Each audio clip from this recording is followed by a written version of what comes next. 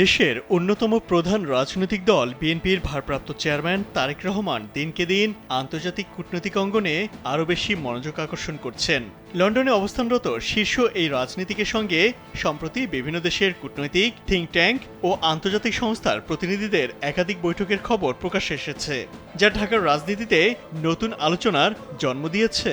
BNP নীতি নির্ধারক ও পর্যবেক্ষকদের মতে তারেক রহমান এখন আগের চেয়ে অনেক বেশি পরিণত।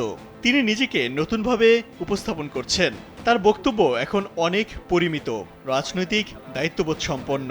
কূটনৈতিক যোগাযোগের ক্ষেত্রেও তিনি মুন্সিয়ানার পরিচয় দিচ্ছেন। বিগত প্রায় দেড় যুগ ফ্যাসিস্ট আওয়ামী লীগ সরকার তারেক রহমানের বিরুদ্ধে হেন কোনো অপপ্রচার নেই যা করেনি। RICL TMX, যুগের পর যুগ স্থাপনা থাকে মজবুত। তারা তারেক রহমানের বিরুদ্ধে দুর্নীতি, অপরাধ এবং রাষ্ট্রবিরোধী ষড়যন্ত্রের নানা অভিযোগ তুলে আন্তর্জাতিক মহলে একটি নেতিবাচক ভাবমূর্তি গড়ে তোলার চেষ্টা করেছিল। তবে রাজনৈতিক বাস্তবতা ও আঞ্চলিক ভূরাজনীতির পালাবদলে বর্তমানে অনেক কূটনীতিকের আগ্রহের কেন্দ্রে উঠে এসেছেন তারেক রহমান। যদিও তারেক রহমানের দেশে ফেরার বিষয়টি এখনও স্পষ্ট নয়।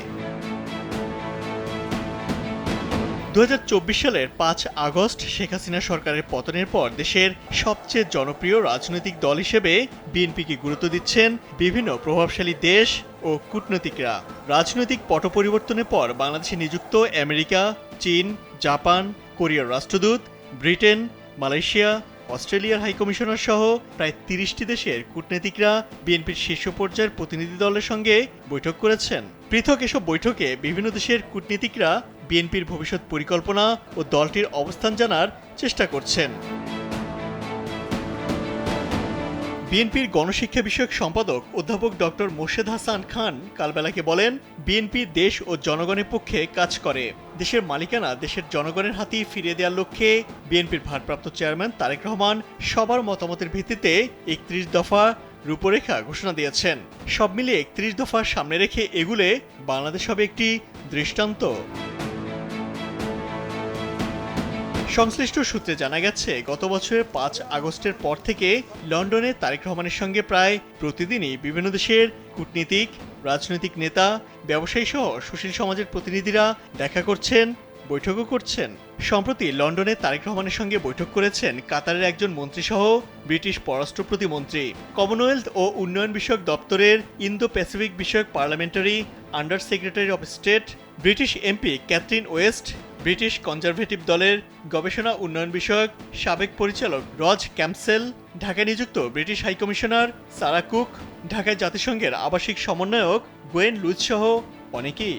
জানা গেছে, এরই ধারাবাহিকতায় ঢাকায় নিযুক্ত যুক্তরাষ্ট্রের charge d' affaires Tracey Ann Jacobson গত মাসের মাঝামাঝিতে বিএনপির ভারপ্রাপ্ত চেয়ারম্যানের সঙ্গে বৈঠক করেছেন।